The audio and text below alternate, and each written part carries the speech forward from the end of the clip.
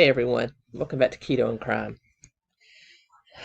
If you've watched my last two videos, you know that I've jumped into this Carlee Russell case with feet all the way, my legs all the way up to my knees, up to my hips, all my hands, everything. I've become slightly obsessed with it.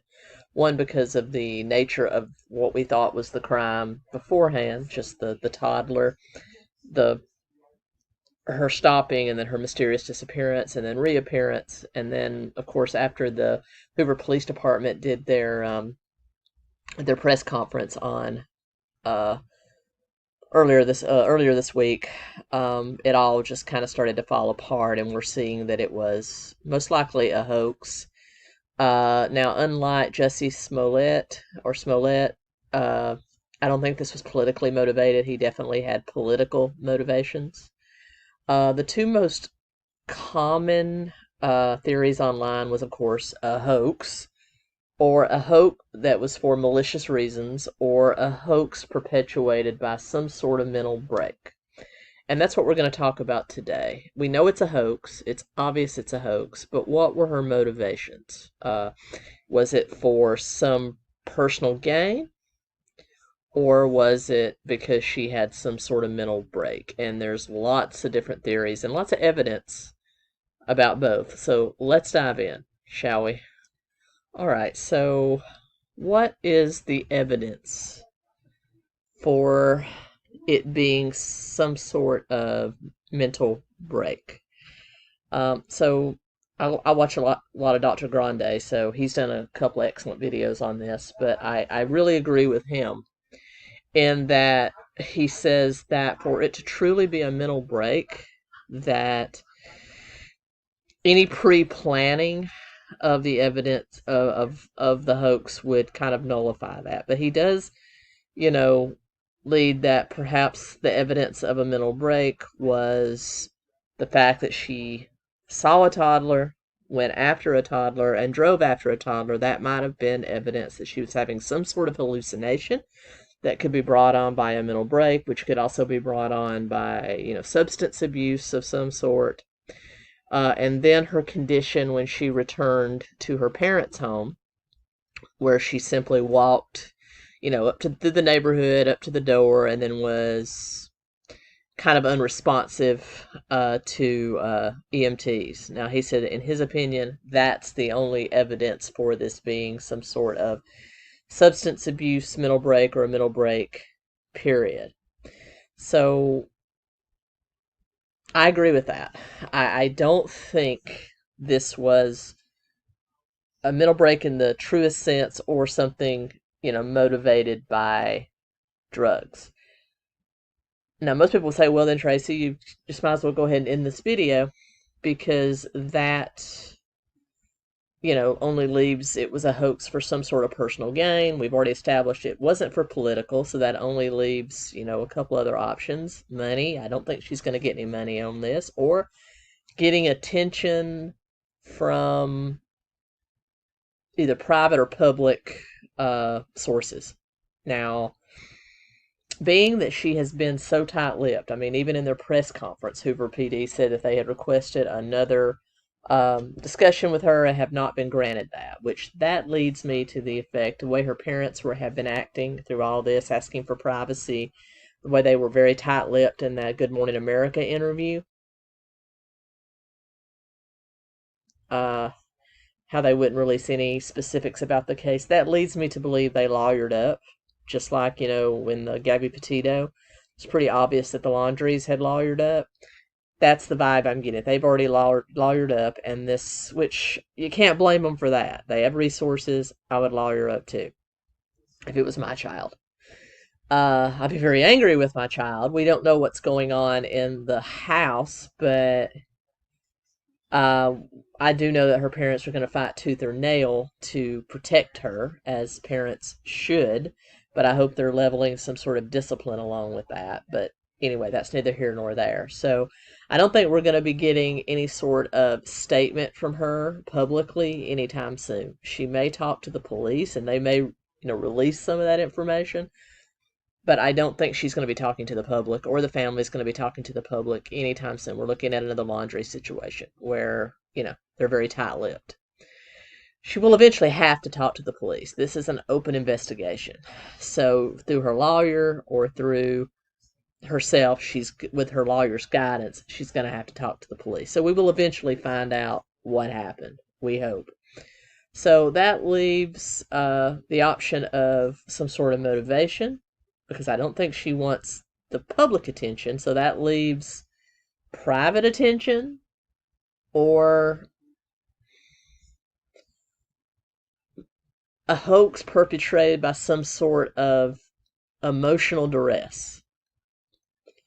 And that is not the same as a mental break, but it's different. It's different than, somebody just plotting, I want to get this person's attention, so I'm going to do this. Or, somebody's so emotional about something or someone, they don't think and they do something on the spur of the moment. And that's what we're going to look at. So we're going to start with this article here from Radar Online. And we're going to go back a little further. This article highlights tweets from the 12th and 13th. As you know, she disappeared on the 13th, and we do know that prior to that, she had been researching things like the movie Taken, about Amber Alerts. Do you have to pay for an Amber Alert? Getting a one-way ticket from Birmingham to Nashville. She stole toilet paper and a robe from her job, and most likely the $107 that was found on her person when she came back was taken from there. And also she bought snacks. So she was planning to be gone. That sounds like some way to kind of comfy yourself up on a long bus ride. And then something happened and she didn't go. So that we know of. So, because I live near Nashville, and she was definitely not sighted in Nashville that I know of. So we know that she did not go. So that whole 49 hours still remains a mystery. But there were also other tweets going back to early July where she says things about personal relationships. But we're going to go back a little further, where she was doing tweets talking about how she's thankful to know how to identify an enemy coming for her, how she's dissatisfied with her job. She said her job is really starting to get on her dang nerves. That was just a week before she disappeared.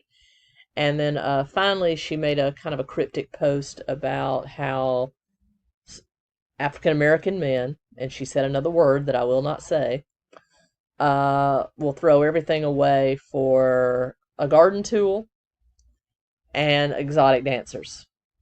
Now,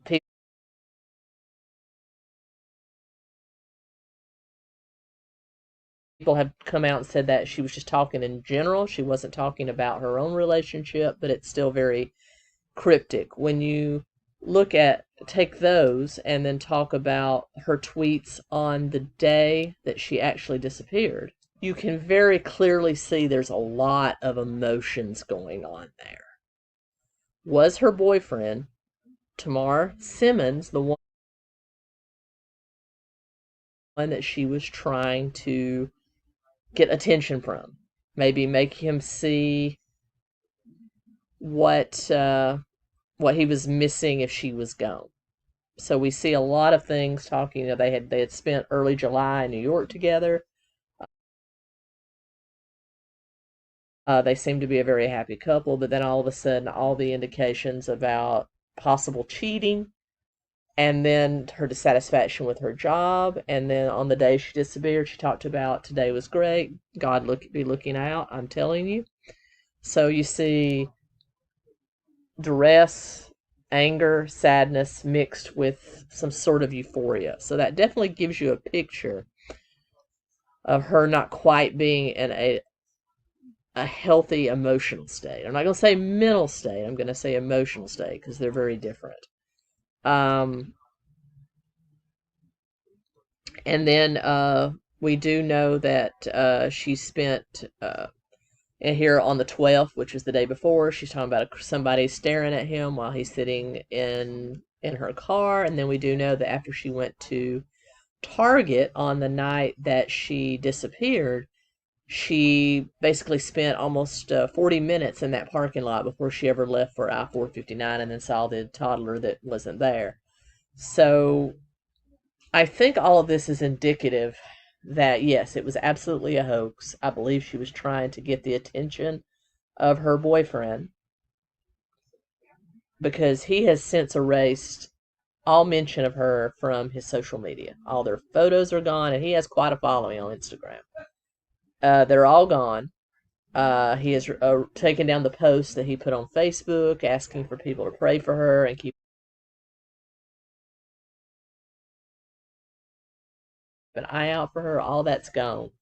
So I think when he found out that it was a hoax, and probably why it was a hoax, he decided to scrub his life of her. And that's very sad, but I can't blame him either. I mean, I have to say it. She needs help. Absolutely, she needs help. But she also needs to be held accountable for what she's done. But I can understand a young person in their 20s.